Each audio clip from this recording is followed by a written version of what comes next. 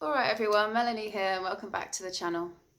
So in the first questions and answers, just to let you know, I'm not giving personal details out. Your information is confidential.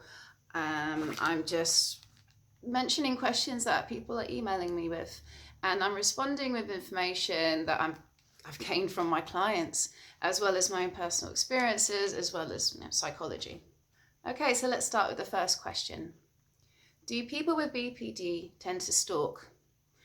And this was in reference to someone talking about how when they broke up and he felt like he was finally starting to move on, the ex would hoover. In other words, like a vacuum hoover would suddenly come back onto the scene and try to suck him back into the relationship. Do people with BPD tend to stalk? Some people do. Some people are very obsessive in their behaviors. Some are not. Okay, look, individual differences. Not everyone's the same. People with BPD, not everyone's the same. But I have heard many stories from my clients where they were obsessive and their behaviors were very, very, very odd and bizarre. If someone is stuck in a loop in their head of for whatever reason, they now want you back in their life. Maybe they're feeling bad about their actions. Maybe they're feeling regretful, remorseful. Maybe they're thinking I've made a mistake, and they start obsessing about you. Now, you don't know whether this is motivated because they can't have you, because the grass is greener, unfortunately, plagues the life of someone with BPD. When you don't have what you had and you start to think, did I mess up? Indecision is rife amongst people with BPDs. It's very unfortunate. It's a very hard life to live. And so when they don't have you, when they're not feeling good, it's easy then to slip into thinking, well, what's this person up to? Does this person want me back? Is this person seeing someone else? And so they might go online. They may stalk you on social media. I've heard stories about them actually driving past their ex's house in their cars, getting other people to spy on them. People can stalk, not just people with BPD. It can happen. So all the more reason, if you feel like you're being stalked, if you feel like your ex is obsessing, all the more reason to put clear boundaries in place and don't enable this behavior. Don't be answering the phone to them. Make it clear, please leave me alone. Don't contact me again. And don't contact them again. And if they keep contacting you, if they keep doing things that intrude upon your boundaries, talk with someone about this. Maybe this is harassment, and just maybe you can get the police involved. And sometimes it takes the threat of the police cautioning them to realize, give them a reality check, basically. For people who have BPD, like, it is a spectrum. Some people just have traits. Some people have improved upon themselves and they're not as controlled by it. But the closer they are towards psychosis, the more split they are from reality. And they sometimes don't realize that what they're doing is really irrational and totally inappropriate, and they don't understand boundaries because they themselves they were taught not to have boundaries by their family. But whatever, I digress. So yes, they can stalk, not everyone, but some can. Another reason why someone may be stalking you is out of a place of control. And especially if you are the one to leave, if you are the one to break up with them, maybe their ego took a bit of a hit from it and they start obsessing over you. Maybe they're dwelling in thoughts of revenge fantasies, or maybe they're really angry, rageful, maybe. And so they're stalking you because they want to know what you're doing. They are feeling better about themselves, about trying to control you, perhaps. And maybe they're messing with you. Maybe they are sending you messages. Maybe they're leaving you disturbing emails, trying to call you, coming around your house. I've heard so many stories, and it's not an easy process. It's really hard to live with this. So know that there are phone lines, there are charities, there are people that you can talk to if you're in this situation. So those are just a few reasons as to why your BPDX may be stalking you. I can't stress enough how everyone's different. So there are different reasons, if they are stalking you, why they may be doing so. Okay, so on to the second question. Someone emailed me asking me whether this is finally over because their ex has come back into their life again and is being a bit vague about whether they want to be their friend, whether they want to hang out with them. They don't know whether the ex is just emailing them to fish for information, just being friendly. And it's well known that sometimes people with BPD do like to come back. So this person is emailing me, asking me like tips for how do you know? How do you know whether it will happen, or is the cycle finally over? And then the person also was asking me about whether they really can change, because often they will come back saying that they've changed. So can you trust them on this? The person who emailed me asking me this asks, will it happen or is it finally over? So I'm answering this question because this is actually a really important question. I can't tell you that, I'm not psychic, but what I can share with you is that this does tend to happen. And if you're sitting there thinking, yeah, maybe my ex will want to get back in contact with me, maybe it will happen, be careful what you wish for. Seriously, think about it. Do you really want that back in your life? Coming from someone who works in the field of change, this is what I've personally been interested in for myself, and training in it and now teaching others. It's not easy to change. If change was easy, people would just change. They would realize that this isn't working out for them, this behavior isn't serving them, and they would just change. But no. And unfortunately, traumatized people, regardless of what label it is, people who have experienced trauma also have an innate propensity towards self-sabotage. It's like the more traumatized you are, the easier it is to sabotage any efforts towards improvement. So change isn't easy, and it's especially not easy for people who have experienced trauma. And it takes a lot, this inner reserve of willpower, to keep going with any sort of change that you want to install in your life. Any sort of change, even on the days when you're feeling terrible, to keep going. And a lot of people crumble and stop because they're not seeing instant results and give up and go back into familiar ways of being, because the brain rewards you when you hit your preferred habit. When you are doing the thing that brings you pleasure, it's like your brain rewards you by saying, hey, here's this massive dopamine hit. And when you're not getting that hit by doing something that doesn't bring you pleasure, well, it means that it's really hard to install new habits in which you are no longer doing the thing that used to bring you pleasure, whether that's thinking about your ex, whether that's smoking, whether that's eating sugar, whatever it is. It's really hard to change, especially if you're not feeling good. If you're feeling pretty broken, it's hard to change. Now, I'm emphasizing this because if you're thinking when your ex comes back, if your ex comes back and says, I've changed, have you really? If you still love this person, which many people are emailing me say, I'm still in love with my ex and I keep getting pulled back in and the same thing keeps happening again, it's because she hasn't changed. People with personality disorders, with cluster B personality disorders, struggle with change. There is a lot of effort, a lot of psychic energy being put in place to guard themselves from shame. And it's easier just to blame someone else. It's easier for people to say that they've changed, and maybe in their minds they think that they've changed, but this is only temporarily. Actual permanent change needs to be consistent. And yeah, okay, we can falter during the day, but it's picking yourself back up and trying again, doing what it takes to snap yourself out of whirlpools of certain thoughts, patterns of thinking, self-degradation, or hostility and anger and attacking someone in your mind. How is it serving you? It just ends up just taking you further away from truth, from what actually happened. So most people don't really change unless they're motivated to. And sometimes people need to fall on their own sword. They need to hit rock bottom to feel motivated, because say your ex reaches out to you and you finally say, no, not again, I can't, no contact, whatever. And they think, I can't go back, I've messed it up, I can't go back there.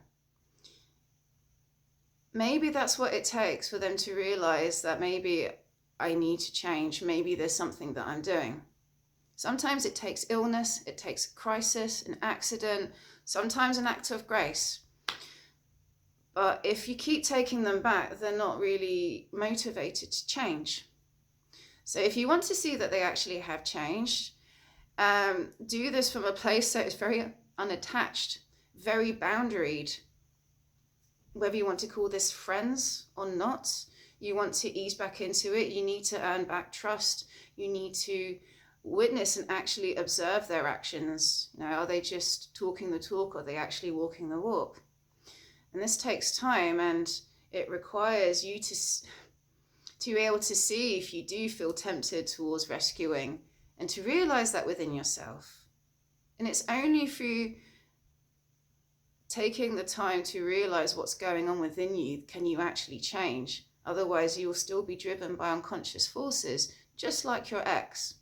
The only way we can break the chains of being repetitively driven into continual repetitive habits is awareness. It's light. It's symbolically has been spoken about as light. It's the light of conscious awareness shines the dark on the unconscious. It really does. And it's not an easy process. Of course, it's painful, but it's the only way. It really is. So the relationship will only improve. It will only work if both people in the relationship are willing to shine a light within their own shadow and address their own edges. I'm not saying issues, edges, smoothing their own edges. And both parties of the relationship are doing that to themselves, as well as putting effort into the relationship. This is the ideal relationship. Someone who is putting in the same effort you're putting in. Someone who is going within and seeking self-knowledge and wanting to self-improve and working on themselves, and not saying that they're doing it, but actually doing it. This is the ideal relationship, to be with someone who can meet you where you are at. Do you think that you're going to get this if your ex comes back? But whether it will happen or whether it won't happen again, no one can say. It's common with people who have BPD that they don't know how to emotionally regulate themselves. They struggle with regulating and managing their emotions. They struggle with giving themselves a pat on the back. They tend to beat themselves up a lot. They are angry at others as much as they're angry at themselves. They do struggle often with being able to calm themselves down. So the reason I'm saying this is because if your ex is in a dark place for whatever reason, they may want to reach out to someone who can give them support, someone that they know is a good person, someone that they can trust, someone that they had felt safe around, because the threat of non-being, it's intense, and people with BPD know what it's like. They can touch upon this, and it's terrifying, and they may reach out to you again. For what reason? Maybe it's simply that. Maybe it's for comfort. Maybe it's for your attention. Maybe it's for drugs. Maybe it's for money. Maybe it's just to have somewhere warm to sleep from the night. Maybe it's for sex. Maybe they just keep changing their minds, and maybe they dated someone else and it didn't work out. Maybe now they are projecting persecutor onto this guy. Or maybe this new guy is actually like a dickhead. And they're thinking, well, maybe actually you're now the rescuer now. Maybe you're not so bad compared to this new person. But you may think that if there is a small part of you that wants this to happen, know this, that there is no guarantee that their mind will be fixed on this. It's more likely that they will change their mind again. When someone is indecisive, if someone keeps getting pulled between yes and no, push and pull, it's something that needs to be worked on with time. And it's a daily effort, and it requires patience. And there are relationships in which this can work, but as I said earlier in this video, it requires people willing to do the shadow work and taking accountability, and otherwise it's just not going to happen. So in answer to the question of will it happen or is it finally over, you don't know, and it's easier to move on if you let go of the hope, if you let go of the expectation that she or he could get back in touch.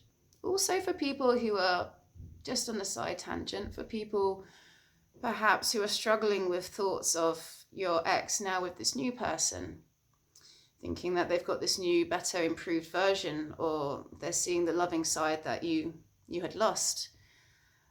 You don't know. You don't know what's going on in this new person's life. What I will say is that people generally are compelled to keep repeating cycles again and again until they actually want to change. Another question I got asked is about if the cycle is over for the ex, if you're the one to discard them. So the person who wrote me this question asked that, is the cycle, could it be finally over, or are they stuck in the cycle forever? It comes from the person's willpower alone, if they want to change, if they want to break out of the cycle. And it will take more than you just breaking up with someone. True, it can inspire them to go within and to see, well, what do I need to change about myself so that this doesn't happen again? Absolutely, your actions do have an impact, but it's more than likely for someone who has BPD, who typically has an external locus of control, it's more likely that they will take this and use it to victimize themselves, to gain sympathy from friends and family. They were hard done by, you broke up with them. So don't think that just because you are the one to break up with them that things will change. It is the choice of your ex, whether he or she actually changes or whether they just get stuck in a loop, whether they get stuck in the same cycles again and again and again. Some people do change, some people don't. Some people, for them, change is incremental and they're gradually improving bit by bit. It's hard to say, it really is. But what I can say is that it is through choice. It is your ex's choice, and it is through his or her willpower and determination alone, and their choice to keep sustaining change and creating new ways of being and creating new healthy habits. And you can't do that for someone. There's a saying that you could bring a horse to water, but you can't force it to drink. You can't help someone who doesn't want to help themselves. You really can't, and there's only so much you can do. Okay, so another question I got asked is, why is my BPD ex monkey branching? So what this person meant is, why is my ex just going from one relationship to the next, to the next, to the next, like a monkey swinging between branches? What I will say is that people with BPD struggle with regulating themselves. They struggle with managing the intensity of their emotions. They struggle with being able to give themselves a reality check sometimes. So if they're not feeling good, if for whatever reason they're feeling rejected, they're feeling less than, they're feeling abandoned, they're feeling just not good, they struggle with being able to perk themselves back up and give themselves a pat on the back and say, no, you're not a bad person. They tend to think that they're very bad people. So they will often look to someone else to give them reassurance that they are a good person, to give them sympathy, to listen to them. If your ex was feeling victimized in a relationship, regardless of whether she actually was or not, it doesn't matter. If he or she is seeing themselves as a victim, then understand this, that for someone who sees themselves as a victim, there needs to be a perpetrator. There needs to be someone who is victimizing them. And there also needs to be a rescuer. So you create this triangle, this victim, perpetrator, rescuer triangle. And so if he or she is not happy with what went down in their relationship, if he or she is blaming you and making this out that it's all your fault, then yeah, it makes sense that she will go into another relationship and will be telling this new person about how much of a this and that you are, you've done this, you've done that. which is really hard to think about. It really is. But for someone who sees themselves as a victim, they will tell people, and they will tell this new person or this new friend. And maybe this new person has a bit of a rescuer complex themselves, and so, you know, the relationship gets quite suddenly intense quite quickly. And yeah, it's one reason why they monkey branch, why they swing. Perhaps they're feeling, maybe they're feeling ashamed. Maybe they actually are thinking, I'm a bad person, I've done wrong. Maybe they're struggling with the guilt of what happened, of how they treated you. And so they go into the arms of someone else because they need someone to reassure them and to tell them, you're not like that. And when you meet someone new, it's a fresh, clean slate. They don't know who you are. And so to them, you can say anything and they will accept you as you are. And that's quite a nice antidote if you've been burnt out from a relationship and you've seen your own ugliness, I guess. And rather than accept it and work with it and improve upon yourself, because that's the only way, as painful as it is to sit with the mistakes that we've made, to do this in a loving place and to commit to change, it's how we transform ourselves. And it requires taking responsibility. It requires internalizing that locus of control. But until someone can do that, they tend to externalize it, which is very, very common with cluster B people. So this is not even just limited to intimate relationships. This is with friends as well. If you are friends with someone with BPD and you notice that they just come in and out of your life, you won't hear from them for a long time. They come back sometimes when they need something from you. Maybe they just, whether it's status, whether it's someone to party with, someone to do drugs with, I don't know, maybe they actually do miss you and want to make it better. But they do tend to boomerang a little bit, people with BPD and their friends. Again, for someone who has an external locus of control, it means that if they want to blame someone, they will. And often friends take the blame, and so they will avoid friends because they feel like they've been hard done by their friends. So they monkey branch with friends like they do with relationships. But not always, though. Obviously, there are individual differences. Not everyone is the same. So there's always lessons to be learned from a dysfunctional relationship. And in my opinion, when we can see what the opportunities for us to improve, what we can learn from this, it gives meaning to the relationship and helps us move on. Just my thoughts. So I'm going to leave it at that. I shall be making more regular videos answering your questions, so do keep them coming. If you want to email me, get in touch. My email address is in the video description and in the About section. And yeah, stay in contact. Let me know what your questions are, and I look forward to talking with you next time. All right, bye for now.